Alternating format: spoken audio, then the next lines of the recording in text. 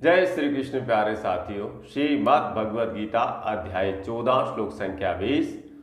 गुणान एतान अतीत्यत्रीन देहि देह समुद्भवान जन्म मृत्यु जरा दुःखै विमुक्तः अमृतम अश्नुते।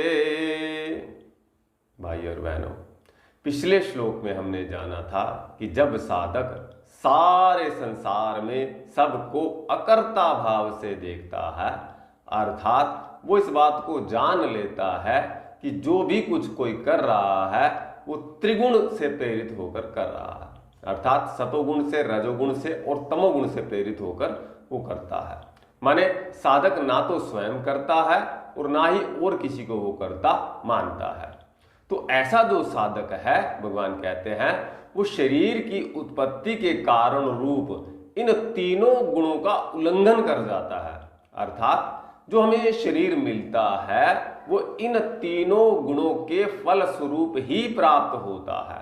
मतलब हमने जाना था कि हम सतोगुण में यदि मृत्यु को प्राप्त होते हैं तो हम देवलोक में जाते हैं, रजोगुण में मृत्यु को प्राप्त होते हैं तो मनुष्य को प्राप्त करते हैं, और यदि तमोगुण के समय में शरीर छोड़ते हैं तो हम नीच योनियों को प्राप्त करते हैं। तो यानी कि इन तीन गुणों के फल स्वरूप हमें जन्म की प्राप्ति होती है। पर जो साधक इन तीनों गुणों का उल्लंघन कर जाता है, अर्थात सतोगुण, रजोगुण, तमोगुण तीनों की सीमा को पार कर जाता है, जैसे कहा क्या गया है, योगः चित्त वृत्ति निरोधः। जो साधक योग के अंदर चित्त की सारी वृत्तियों को निरोध कर जाता है, उनसे पार चला जाता है, तो वो सही माने में उसका नाम योग है।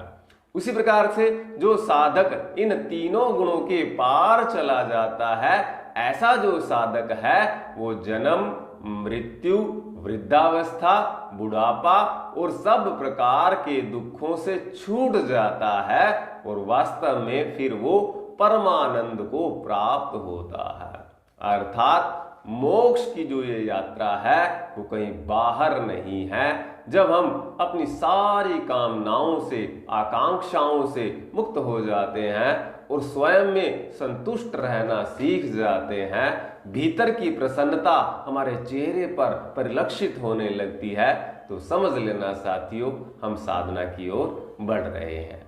आपसे निवेदन करूंगा, हमारे पेज को लाइक करें, योगी जितेंद्र और जागरण टीवी शिकागो के नाम से, और ज्यादा से ज्यादा इस क्लिप को शेयर करें। धन्यवाद।